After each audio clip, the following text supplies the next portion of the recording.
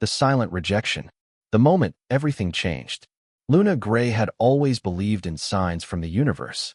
The way sunlight filtered through autumn leaves, the coincidence of finding a forgotten book at exactly the right moment, the feeling of déjà vu that whispered of destiny.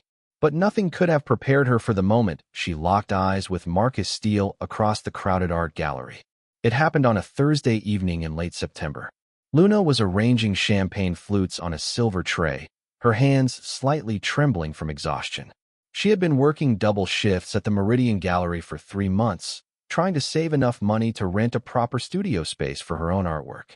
At 24, she was still chasing a dream that everyone told her to abandon.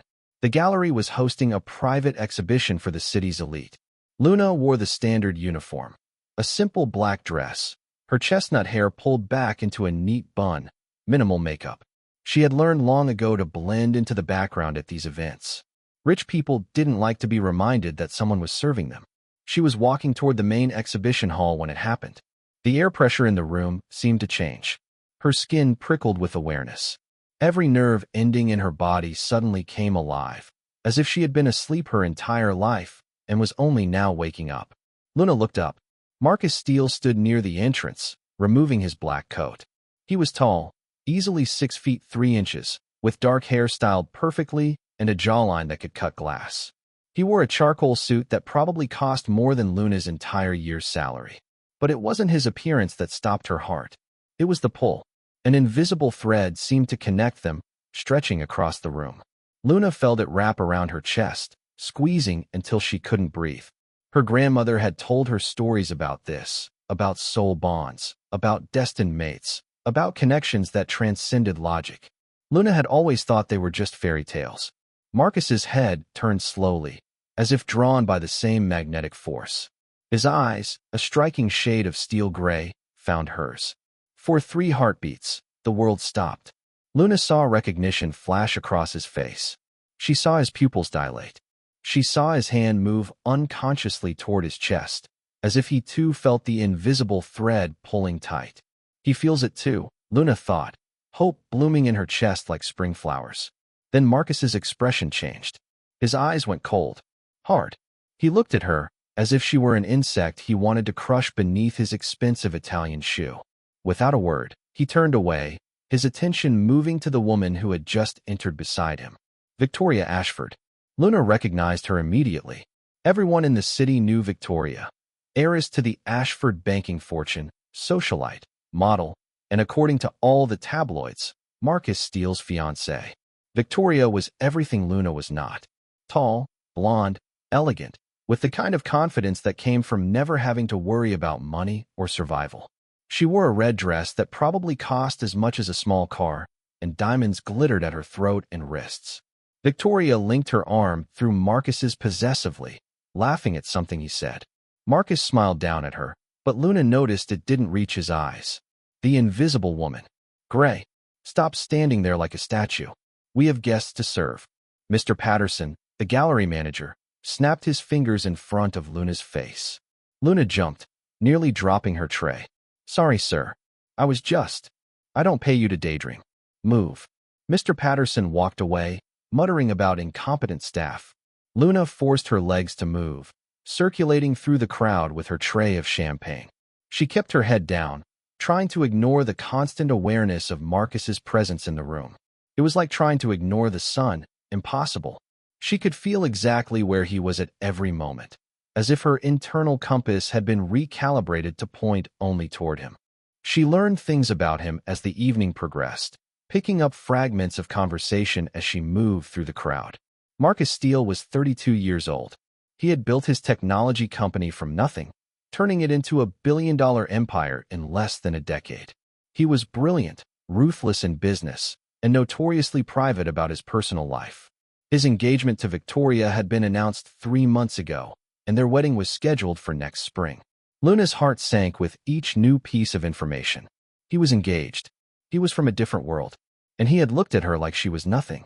But the bond was still there, humming beneath her skin like electricity. She couldn't turn it off. The first words. Luna was in the back storage room, refilling her tray, when she heard footsteps behind her. She turned and froze. Marcus stood in the doorway, blocking her exit. Up close, he was even more devastating.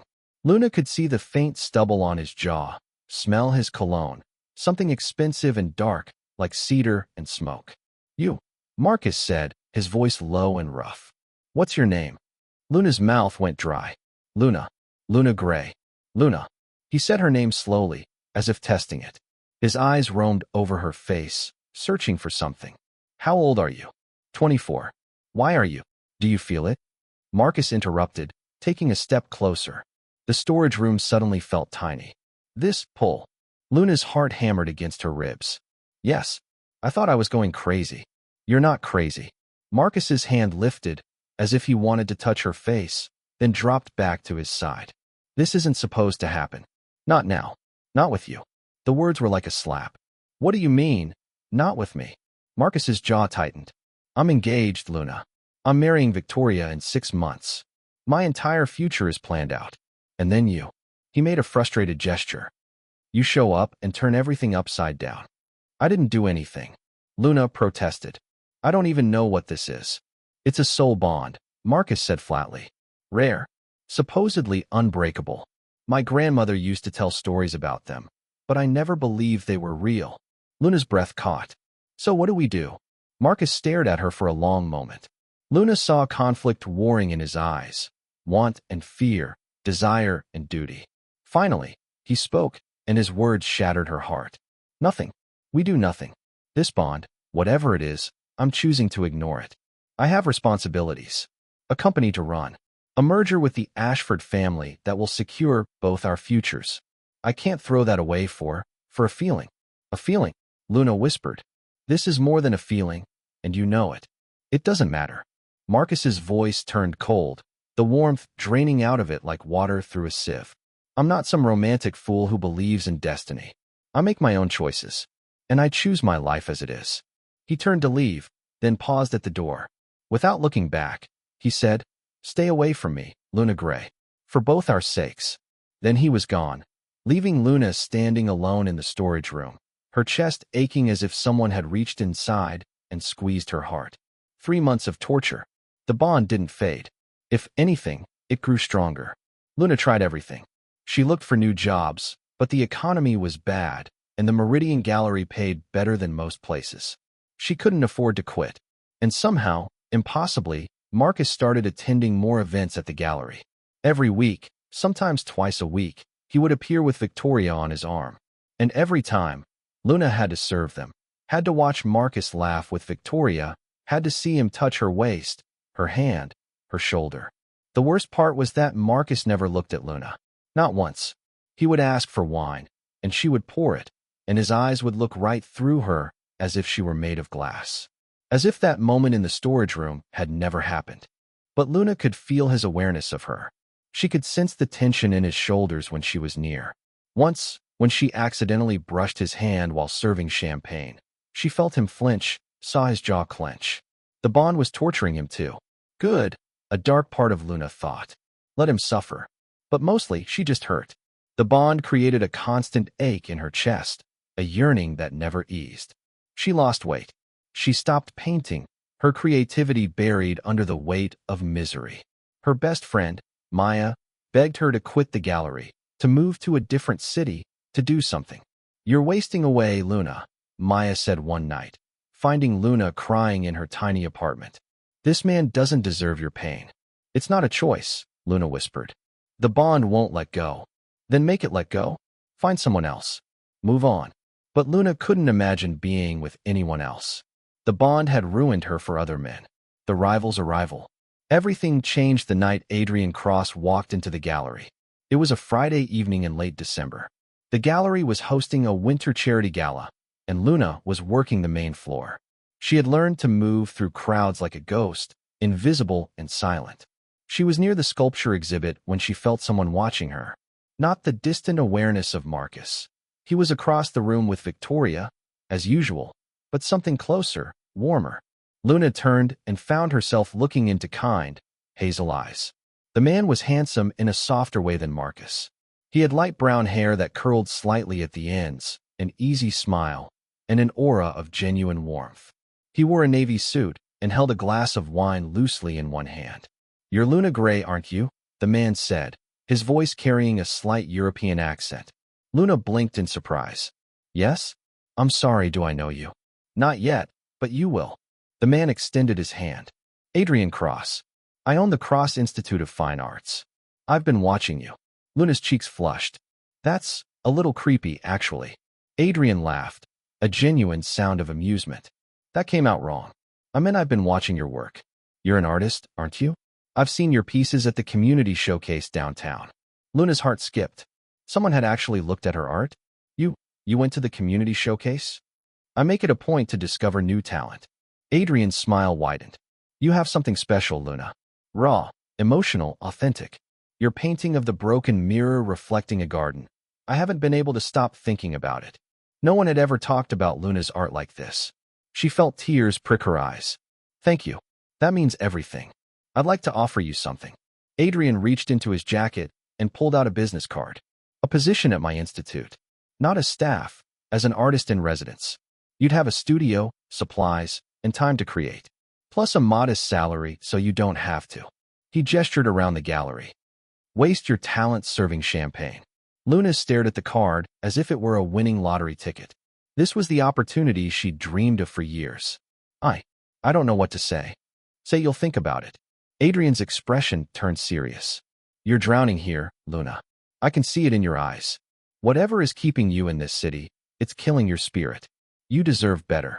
Before Luna could respond, a cold voice cut through the air. "Cross." Both Luna and Adrian turned. Marcus stood 3 feet away, his expression carved from ice. Luna hadn't even felt him approach. Her awareness of the bond had been temporarily distracted by Adrian's kindness. "Steel." Adrian's tone remained friendly, but Luna sensed steel underneath. "Good to see you. I was just talking to Luna about. My gallery staff have work to do." Marcus's eyes flicked to Luna for the first time in months. The look was brief, but burning. "Don't they, Miss Gray?" The dismissal was clear. Marcus was reminding her, and Adrian, of her place. Something inside Luna snapped. "Actually," Luna said, her voice shaking but determined, "I was just accepting Mr. Cross's job offer. I'll be leaving the gallery at the end of the month." Adrian's eyebrows rose in pleased surprise. Marcus's face went completely blank. "Is that so?" Marcus said softly. "Dangerously." "Yes." Luna lifted her chin, meeting his eyes directly for the first time since that night in the storage room. "I'm done here." She turned to Adrian. "Thank you for the opportunity. I'll email you this week to discuss details." Adrian smiled broadly. "Excellent. I look forward to it." He glanced at Marcus with barely concealed amusement. "Always a pleasure, Steele." As Adrian walked away, Luna tried to move past Marcus, but his hand shot out, gripping her wrist. The contact sent electricity racing up her arm. She gasped. "Let go," Luna whispered. "You're making a mistake," Marcus said, his voice so low only she could hear. "Adrian Cross is a shark. He doesn't give away opportunities without expecting something in return. Unlike you, who gives away nothing and expects everything." Luna pulled her wrist free, ignoring the way the bond screamed at the loss of contact. "Stay away from me, Marcus. Those were your words, remember? I'm just following your advice." She walked away, her legs trembling, her heart racing. Behind her, she felt Marcus's stare burning into her back. Across the room, Victoria watched the exchange with narrowed eyes. The public humiliation. Luna thought that would be the end of it. She submitted her resignation to Mr. Patterson, who barely cared. She emailed Adrian to accept his offer formally. She started packing up her tiny apartment, planning her move to Adrian's institute in another state. For the first time in months, Luna felt like she could breathe. Then came the final gala. It was a New Year's Eve event, Luna's last night working at the Meridian Gallery. She had planned to keep her head down, finish the shift, and leave this chapter of her life behind forever. But fate, or Marcus, had other plans. The event was the most lavish yet. The gallery had been transformed into a winter wonderland, with ice sculptures, silver decorations, and champagne flowing like water. Everyone who was anyone in the city was there, including Marcus and Victoria. Luna was serving canapés near the main staircase when she saw them arrive. Victoria wore white, a deliberate choice, Luna thought bitterly, to remind everyone of the upcoming wedding. Her engagement ring caught the light, a diamond so large it was almost vulgar. Marcus looked devastating in a black tuxedo. But there was something off about him. His face was gaunt, shadows under his eyes. He looked like he hadn't slept in weeks. Good, that dark part of Luna thought again. The evening progressed normally until Victoria decided to make a speech. Everyone, Victoria called out, tapping her champagne glass with a knife. The crowd quieted. I just want to thank you all for coming tonight. As many of you know, Marcus and I will be married this spring, and we're so grateful for your support. Polite applause rippled through the room. I also want to take a moment to thank the staff, Victoria continued, her smile sharp. Especially those who work so hard to make these events possible. Even the ones who overstepped their boundaries. Luna's blood went cold. Victoria was looking directly at her.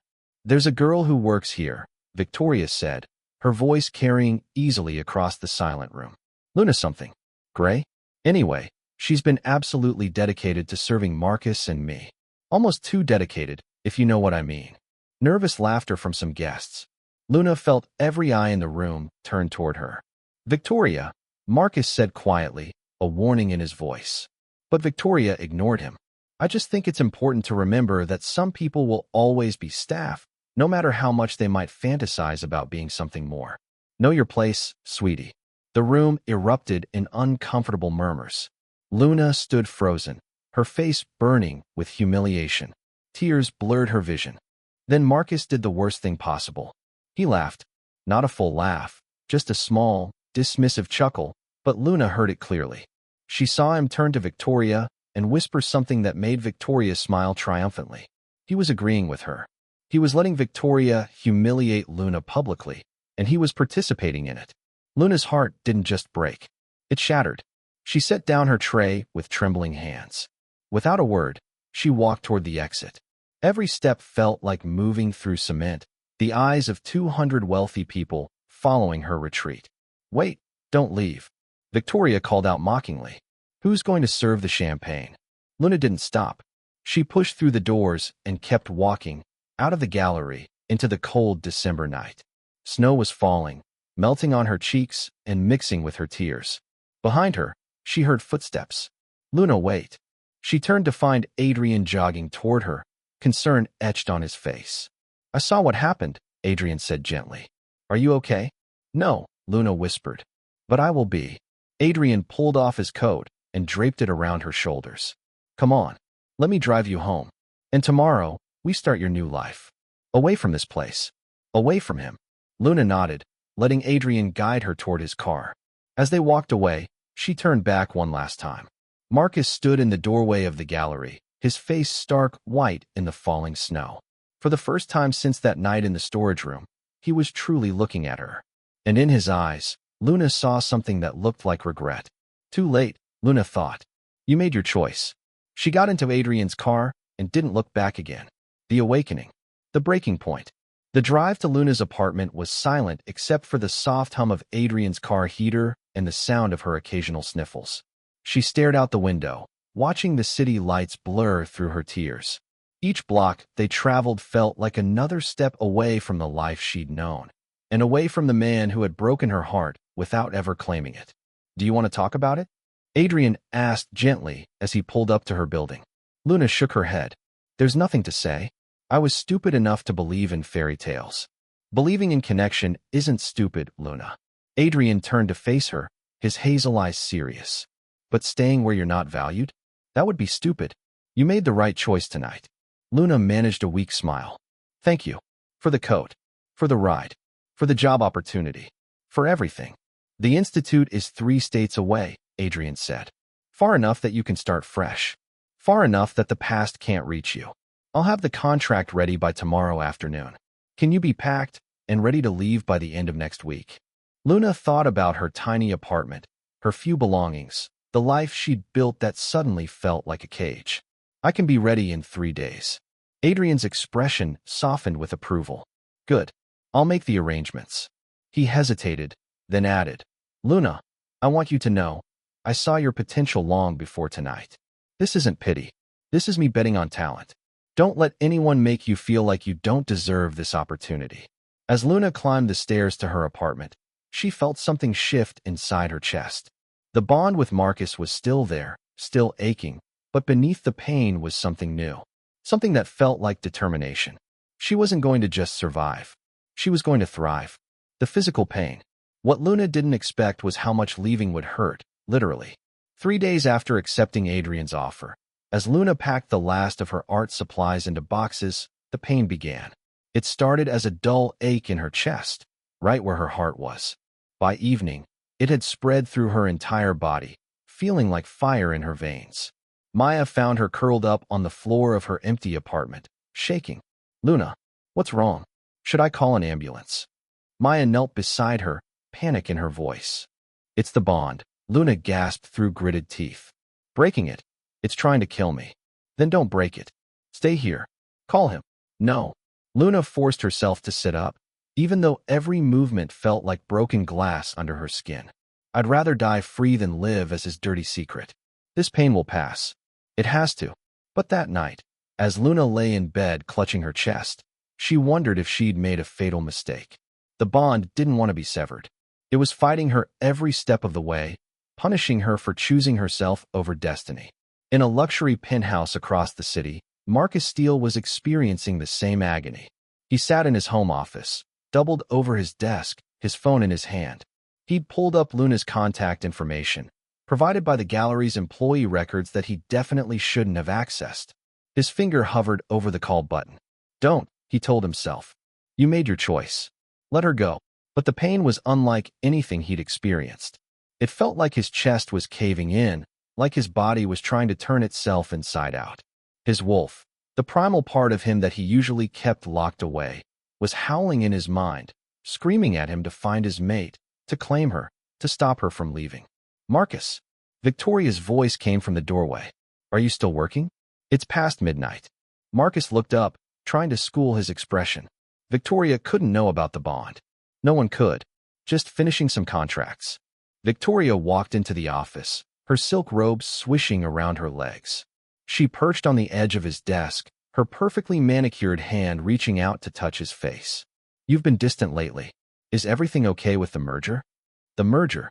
The Ashford Steel Union that would create the most powerful business dynasty in the region. The merger that required him to marry Victoria in 4 months. "Everything's fine," Marcus lied. Victoria studied him for a long moment, her blue eyes calculating. "It's that girl, isn't it? The one from the gallery." Marcus's body went rigid. "I don't know what you're talking about." "Please, Marcus. I'm not blind." Victoria's voice hardened. "I see the way you watch her when you think no one's looking. I saw your face tonight when she left with Adrian Cross." "She's nobody," Marcus said, the lie tasting like ash in his mouth. "Good." Victoria leaned in, her lips brushing his ear. "Keep it that way. Because if I find out you're entertaining thoughts about some poor little artist, this wedding is off. And you know what that means for your company." Marcus knew. The Ashford family controlled the banking systems his company relied on. Without their support, his empire would crumble within months. His investors, his board, his employees, thousands of people depended on this merger. One woman's happiness versus thousands of livelihoods. The choice should have been simple. So why did it feel like he was making the biggest mistake of his life? The new beginning. Luna survived the pain. Barely. By the time Adrian's car arrived to drive her to the institute, the worst of the physical agony had faded to a dull, constant ache. The bond was still there. She could still feel Marcus like a distant star in her internal sky, but it had loosened its grip, as if accepting her decision. The Cross Institute of Fine Arts was located in a small, picturesque town surrounded by mountains and forests. The main building was a converted mansion, with modern studio spaces added on. It was nothing like the cold, gray city Luna had left behind. "Your studio is on the 3rd floor," Adrian said, leading her through hallways lined with artwork. "East-facing windows, so you'll get beautiful morning light. I've stocked it with supplies to get you started, but let me know if you need anything specific." Luna stepped into the studio and felt tears prick her eyes for an entirely different reason than before. The space was huge, with high ceilings, massive windows overlooking the mountains, and more art supplies than she'd ever owned in her life. "Adrian, this is too much," she whispered. "It's exactly enough," Adrian corrected. "Luna, I'm going to be honest with you. I'm not just offering you space out of kindness. I'm investing in you because I believe your work is going to be extraordinary. All I ask is that you create. Pour everything you're feeling into your art. The pain, the anger, the loss. Transform it into something beautiful. Over the next 3 months, that's exactly what Luna did. The transformation. Luna painted like a woman possessed. She worked 18-hour days, barely sleeping, eating only when Adrian forced her to take breaks. The pain of the bond became fuel for her creativity. She created a series called Invisible Chains, 13 paintings that depicted the suffocation of unspoken love, the torture of proximity without connection, the slow death of hope. Each piece was raw, visceral, and hauntingly beautiful. The other artists at the Institute were in awe. "I've never seen anything like this," said Helena, a sculptor who had been at the Institute for 5 years. "It's like you're painting with pieces of your soul." "Maybe I am," Luna replied, stepping back to examine her latest work. It showed a woman made of glass, cracking but not quite breaking, while a shadow figure walked away. Adrian entered the studio, followed by a woman in an expensive suit carrying a tablet. "Luna, this is Margaret Chun from the Chun Gallery in Manhattan," Adrian announced, barely containing his excitement. "She wants to feature your Invisible Chain series in their spring exhibition." Luna's brush clattered to the floor. "The Chun Gallery? That's one of the most prestigious galleries in the country." Margaret smiled. "Mr. Cross sent me photos of your work. I was skeptical. He tends to oversell his artists. But Luna, your pieces are extraordinary. They're the kind of art that stops people in their tracks. I want to offer you a solo exhibition. 3 months from now." Luna looked at Adrian, who was grinning like a proud parent. "I told you," he said simply. That night, Luna allowed herself to celebrate with the other artists. They opened wine, shared stories, and toasted to her success. For the first time since leaving the city, Luna felt the ice around her heart begin to crack. "You're glowing," Adrian observed, finding her later on the mansion's terrace.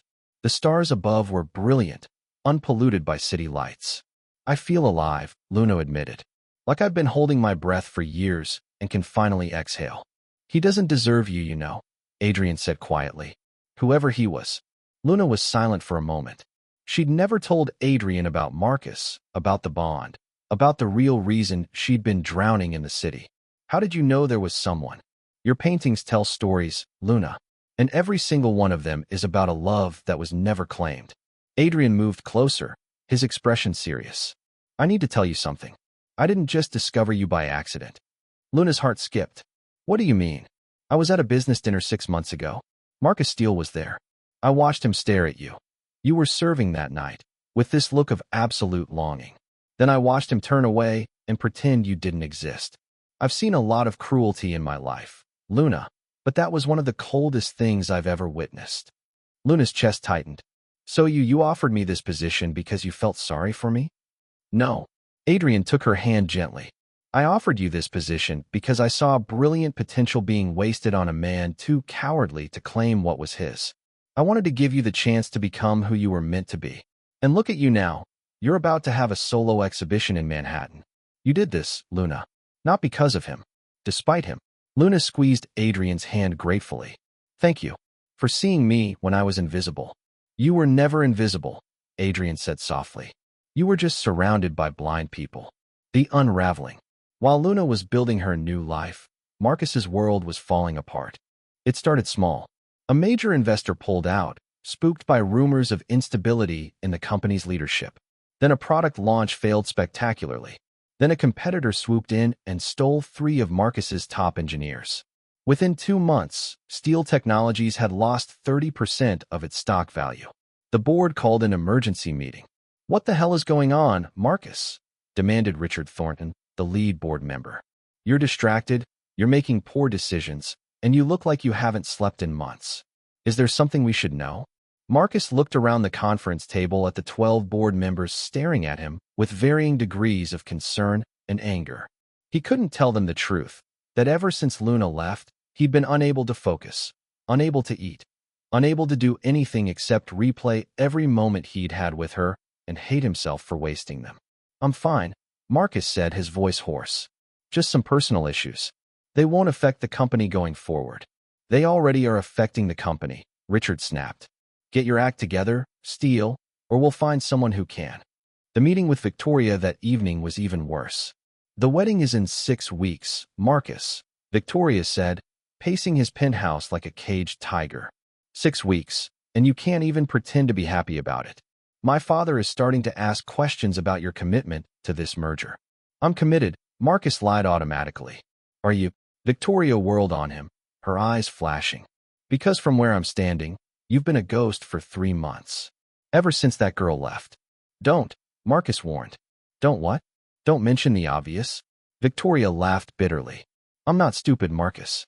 I know there's something between you and her. Some connection you're not telling me about. Marcus stood abruptly. There's nothing between us. She was just what? Just someone you stare at like she's the only person in the room? Just someone whose departure has turned you into a shell of yourself. Victoria's voice cracked slightly. I may be many things, Marcus, but I'm not blind. And I'm not going to marry a man who's in love with someone else. I'm not in love with her, Marcus said, but the words sounded hollow even to his own ears. Victoria stared at him for a long moment. Then she did something Marcus never expected. She laughed, a genuine, slightly sad laugh. You know what? I don't even blame you, Victoria said, pulling off her enormous engagement ring and setting it on the table. I've spent 3 months being jealous of a girl who serves champagne for a living. That's how powerful whatever you have with her is. It's bigger than logic, bigger than business, bigger than me. Marcus looked at the ring, then at Victoria. What are you doing? I'm setting us both free, Victoria said quietly. Marcus, this merger was my father's idea, not mine. I went along with it because it made sense. But I deserve someone who looks at me the way you look at her. And you deserve to stop being a coward and go get your girl. It's too late, Marcus whispered. I humiliated her. I let you humiliate her. She hates me. Then grovel, Victoria said simply. Beg. Prove to her that you're not the cold bastard you've been pretending to be. She moved toward the door, then paused. For what it's worth, I hope you find her. I hope she makes you suffer a little. And then I hope she forgives you, because no one should have to live the way you've been living these past 3 months. After Victoria left, Marcus stood alone in his penthouse, staring at the city lights below. The bond, which had been a constant ache since Luna left, suddenly flared with sharp intensity. Something was happening. Something was changing. Marcus pulled out his phone and did what he should have done months ago. He searched for Luna Gray. What he found made his blood run cold. The discovery. The article was from Art World magazine, posted just hours earlier. Rising star Luna Gray to debut, invisible chains at prestigious Chin Gallery. Below the headline was a photo of Luna. But it wasn't the Luna he remembered, the exhausted, defeated girl in the gray uniform. This Luna was radiant. She wore a simple white dress, her hair flowing freely, and she was smiling, really smiling, as she stood in front of one of her paintings. Marcus clicked on the gallery preview images and felt like he'd been punched in the stomach. The paintings were all of them. Of him. Of their non-relationship. Every moment of pain he'd caused her was captured in vivid, heartbreaking detail. There was the broken champagne glass, the storage room confrontation, the countless times he'd looked through her as if she didn't exist. The centerpiece of the collection was a massive canvas titled The Alpha Who Couldn't See. It showed a man in a crown, standing in a room full of mirrors, but all the mirrors reflected back darkness. In the corner, barely visible, was a woman made of light, slowly fading away. Marcus read the article with shaking hands. Gray's work explores themes of invisible love, soul bonds ignored, and the slow death of hope. Her use of color and shadow creates a visceral emotional experience that critics are calling devastating and brutally honest. The exhibition opens April 15th at the Chun Gallery in Manhattan. April 15th. That was 3 weeks away. Marcus stood abruptly, grabbed his coat, and headed for the door. His assistant, James, was working late in the outer office. Cancel everything, Marcus ordered. Every meeting, every call, everything for the next month. James looked up in alarm. Sir, you have the investor presentation tomorrow, and I said cancel everything, Marcus repeated. I don't care if the company burns to the ground. I have something more important to do. For the first time in his life, Marcus Steele was going to put his own heart before his empire. He just hoped it wasn't too late. The preparation. Marcus spent the next 3 weeks learning everything he could about Luna's new life. He discovered that she was living at the Cross Institute, that Adrian Cross had become her mentor, that she'd flourished in ways Marcus had never imagined possible. He also discovered, through some careful investigation, that Adrian had feelings for Luna. The way Adrian looked at her in the photographs Marcus found online, the way he stood protectively beside her at art events, it was obvious. The realization filled Marcus with a jealousy so intense it bordered on rage. Adrian got to see Luna smile every day. Adrian got to support her dreams. Adrian was everything Marcus should have been, but was too afraid to become. Marcus knew he had no right to be jealous. He'd thrown away his chance. But the bond wouldn't let him give up. It screamed at him to fight, to claim what was his, to stop being the coward Victoria had called him.